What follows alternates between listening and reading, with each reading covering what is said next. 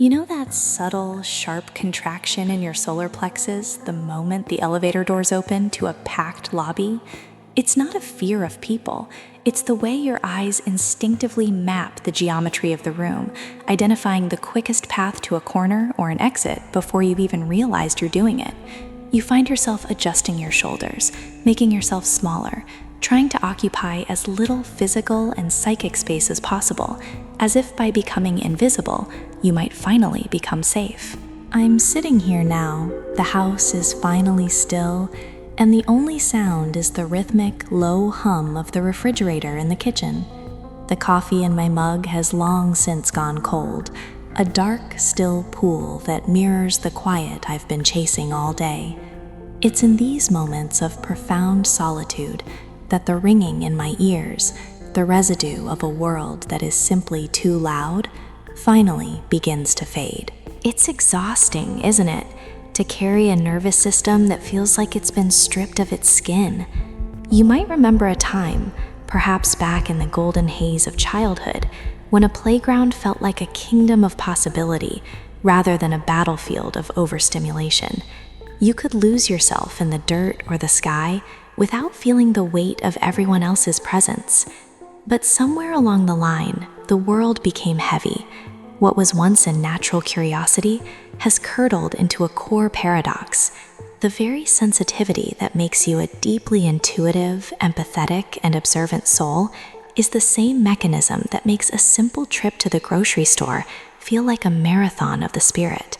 You aren't broken or antisocial. You are simply operating with a high-definition sensor in a world built for low-resolution signals. To understand why a crowded room feels like a threat, we have to look at the architecture of your inner world. You likely live in a permanent state of hypervigilance. In clinical terms, this is an enhanced state of sensory sensitivity, but to feel it is something else entirely. It is a low-humming radar in your chest that refuses to power down, even in total safety. Your brain is constantly processing microdata, the tone of a stranger's laugh, the aggressive gait of someone in a hurry, the scent of too many perfumes clashing in the air. While others see a crowd, you see 1,000 individual variables that your nervous system feels responsible for tracking. I had to take a breath before writing this part, because I realized how much we overlook the physical toll of sensory processing sensitivity. This isn't just a personality trait, it's a neurological reality where the brain's thalamus, the gatekeeper of sensory input, is set to a much wider aperture than the average person's. Imagine your mind is a grand cathedral. For most people, the doors are heavy oak, letting in only the sounds they choose to hear. But for you, the doors have been replaced with thin lace. Every gust of wind, every distant shout, every vibration from the street outside rushes in unabated. This leads to what psychologists call emotional contagion. Because your boundaries are porous, you don't just see a crowd, you absorb it. You pick up on the latent anxiety of the man checking his watch, the frustration of the mother with the crying toddler, the hollow exhaustion of the commuter. You are a sponge in a sea of spilled ink. This constant absorption triggers the amygdala, the ancient alarm bell of the brain, keeping you in a state of freeze or flee. Over time, this rewires your default mode network, the part of your brain active when you're not focused on the outside world. Instead of being a place of rest, your inner world becomes a fortress you are constantly trying to reinforce. You hate crowds because in them you lose the one thing you need to survive, the boundary between where you end and the world begins. It's not that you hate people, it's that you are tired of carrying the weight of people you don't even know. So, where do we go from here? If the world is built for low-resolution signals and you are a high-definition receiver, the solution isn't to toughen up. You cannot toughen a nervous system that is biologically designed to be delicate. Instead, you must shift from being a sponge to being a steward. The first step is what I call the sacred perimeter. You have to realize that your hypervigilance is actually a misplaced gift of protection. You are monitoring everyone else's variables because, deep down, you feel that if you miss a single beat, the collective static will swallow you whole. But what if you stopped trying to manage the room and started managing your own anchor? When you feel that contraction in your solar plexus, try to shift your internal dialogue. Instead of asking, "Is that person angry?" or "Why is the light so bright?"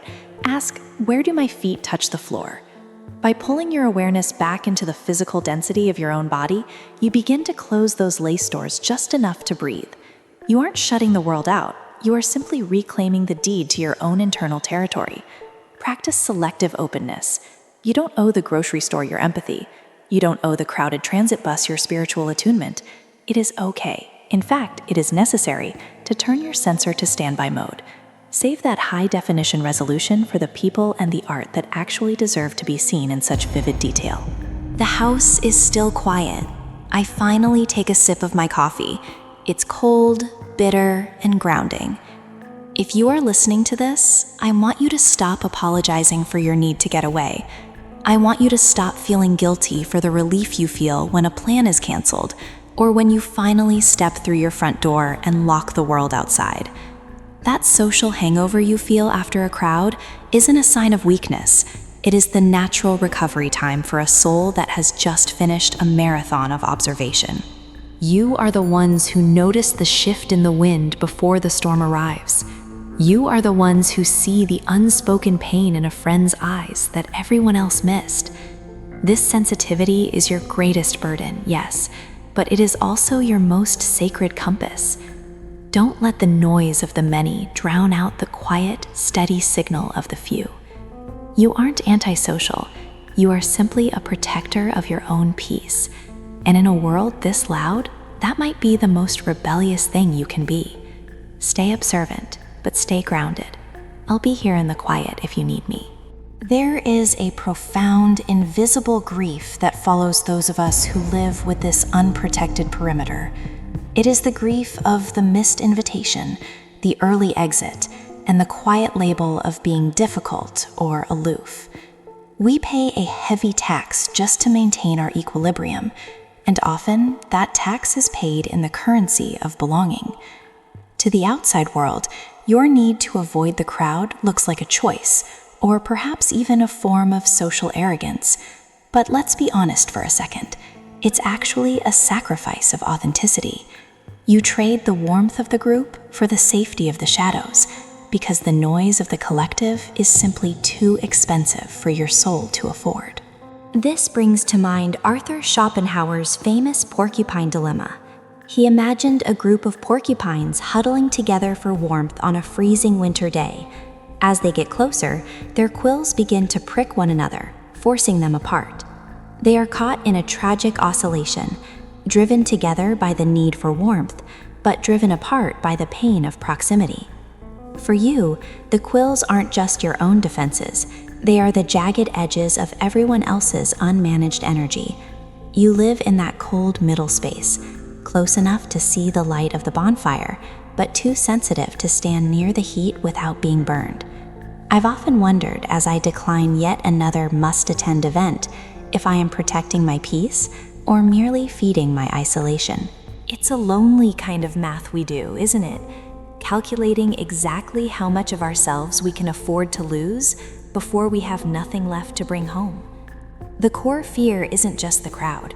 It's the fear that if you stay, the you that exists in the quiet will be completely erased by the them that exists in the loud. I'll admit, seeing myself in these patterns was a bitter pill to swallow.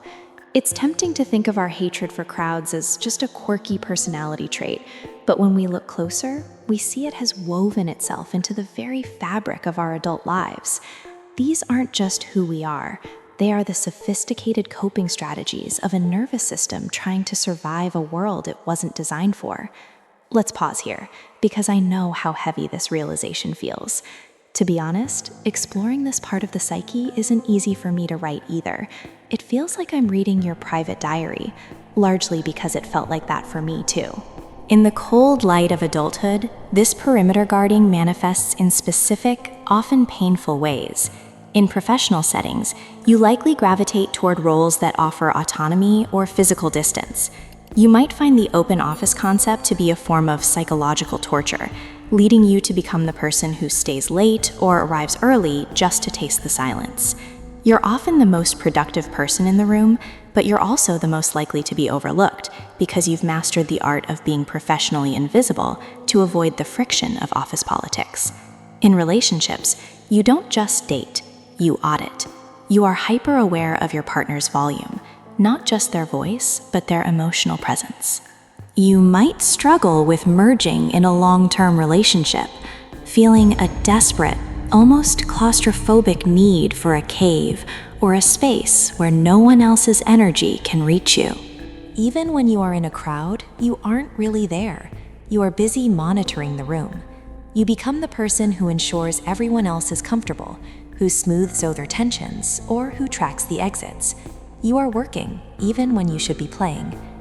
For those with children, the constant noise and physical clinginess can trigger a deep, shameful sense of sensory rage. You love them fiercely, but the touch-out phenomenon, where your skin literally feels like it's vibrating from too much contact, can leave you feeling like a failure. You also likely have a reputation for being the one who slips away from the party without a goodbye. This Irish exit isn't a lack of manners, it's a survival reflex. You hit a wall where the sensory input becomes a physical ache, and you must leave immediately or risk a total shutdown. You might even spend hours, sometimes days, pre-processing an upcoming event. You rehearse the crowd in your mind, trying to build up enough psychic armor to survive it, which often leaves you more exhausted before the event than after it. I know this part feels like a heavy mirror to look into, but the first step of unlearning is the act of witnessing. It is the moment you stop gaslighting yourself. You stop saying, "I'm just being dramatic," or "I should be more like everyone else." Instead, you begin to see these behaviors for what they are, the scars of a very brave, very sensitive person who has spent a lifetime trying to navigate a world that feels like a constant storm. You aren't antisocial. You are a person who values depth over density, and that is where your true power actually lies. So, where do we go from here? We've walked through the corridors of our own nervous systems, looked into the mirrors of our adult behaviors, and perhaps for the first time, we've stopped calling our sensitivity a defect. But the question remains, how do we live in a world that shows no signs of getting any quieter? How do we find a way to exist in the crowd without losing the self we've worked so hard to protect? I want to be incredibly honest with you right now. I don't have this all figured out. As I sit here, shaping these thoughts into words, I am still practicing these very same techniques. Just last week, I found myself in a crowded terminal, feeling that familiar, cold grip of panic tightening in my chest, that sudden urge to disappear. I'm still learning to set my own boundaries, just like you. I'm still learning that saying no to an invitation is a yes to my own sanity. We are doing this together, walking this path not as teacher and student, but as fellow travelers who happen to share the same map. Healing in this context is not a destination where we suddenly wake up loving loud festivals or crowded subways. It isn't about fixing a broken machine. We are not machines. We are learning to be kind to a wounded heart. The path forward is not about toughening up or growing a thicker skin. That would only serve to dull the very intuition that makes your life beautiful. Instead, the healing lies in a process of radical, uncompromising compassion and the slow, deliberate work of reparenting the nervous system. Think back to that core paradox we discussed earlier, the child who had to monitor the room to stay safe. That child is still there, living inside the architecture of your adult brain. When you walk into a crowded room and feel that surge of cortisol, that's not adult you failing. That's the inner child sounding the alarm because they remember a time when being overwhelmed meant being unprotected. Reparenting is the act of stepping in as the wise observer and talking to that child. It's the internal whisper that says, "I see you. I know it's loud. I know it feels like we're being invaded. But look at me. I've got the keys. I know where the exit is. If it gets too much, we can leave in 5 minutes, and I won't be angry with you." When we stop gaslighting that inner child, when we stop telling ourselves to just get over it, The alarm bell doesn't have to ring so loud. We become the sanctuary we used to look for in the outside world. We stop asking the crowd for permission to feel safe and start granting it to ourselves. This leads us into the deeper, often darker work of the shadow. We must address the part of us that has grown to resent the normal world. It's easy to feel a sense of bitterness toward those who can navigate a crowd with ease, those who seem to thrive on the very noise that depletes us. In shadow work, we realize that our hatred of crowds is often a projection of our own unmet need for space. We judge others for being loud or oblivious because we have spent our lives being hyper-aware and quiet. I've had to sit with my own shadow and admit that sometimes my desire for isolation wasn't just about peace. It was a way of punishing the world for not being more like me. Healing means integrating that shadow, accepting that the world has a right to be loud, just as we have a right to be quiet. We move from a state of defensive withdrawal to conscious choice. We choose the quiet, not because we are afraid of the noise, but because we are in love with the silence. There is a profound strength in choosing softness in a world that demands we be hard. We often mistake our sensitivity for weakness, but consider this: it takes an incredible amount of internal fortitude to remain open and empathetic when every signal from your environment is telling you to shut down. You are not fragile. You are a high-precision instrument. A violin is not broken because it cannot be used as a hammer.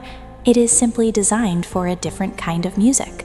As we navigate this non-linear journey, we must also embrace the concept of selective permeability. We are learning how to be a filter rather than a sponge. A sponge absorbs everything: the grime, the salt, the bitterness of the water. A filter, however, is intentional. It allows the nourishment in while keeping the debris out. This is what boundaries feel like for the sensitive soul. It's the realization that just because someone else is projecting anxiety, you don't have to carry it. You can witness it, acknowledge it, and let it pass through the lace of your doors without letting it settle in your sanctuary. I want to share a thought from the Persian poet Rumi, which has often acted as a cooling balm for my own overstimulated mind. He wrote, "The wound is the place where the light enters you." For years, I viewed my inability to handle crowds as a gaping wound, a vulnerability that made me lesser. But if we shift our perspective, we see that this very wound, this openness, this lack of a thick, calloused ego, is exactly where the light of intuition, deep creativity, and profound empathy enters our lives.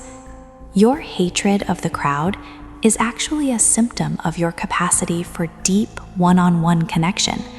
Your exhaustion is a testament to how much you actually care about the world around you. Let's take a breath together. It's a lot to carry, isn't it? This realization that your life's greatest struggle is inextricably linked to your life's greatest gift. As we close this conversation, I want you to remember that the goal of this journey is not to become whole by adding something you lack. You are already whole. The goal is to become whole by stripping away the layers of shame and the shoulds that have been piled on top of you by a society that values volume over depth. You don't need to be fixed. You don't need to be more social. You simply need to become the steward of your own extraordinary light. The world needs people who can hear the whispers in the noise. It needs people who can see the subtle shifts in the emotional weather. It needs people who know that the most important conversations often happen in the quiet corners, far away from the center of the room. If this reflection felt like it held a mirror up to your soul, I hope you'll consider sharing it with someone else who might be hiding in the shadows of a crowded world. And perhaps, if you feel so inclined, stay a while with us here in this quiet space by subscribing. We aren't building a crowd here. We are building a sanctuary of like-minded travelers. I'll leave you with this one final thought, something that came to me during one of those long, late-night walks through a deserted city street, when the air was cold and the silence was absolute. The world measures strength by how much noise one can make, but the soul knows that true power is found in how much silence one can hold. Go gently into your evening or your morning, and remember, you are not losing the world by stepping away from the crowd. You are finally finding yourself.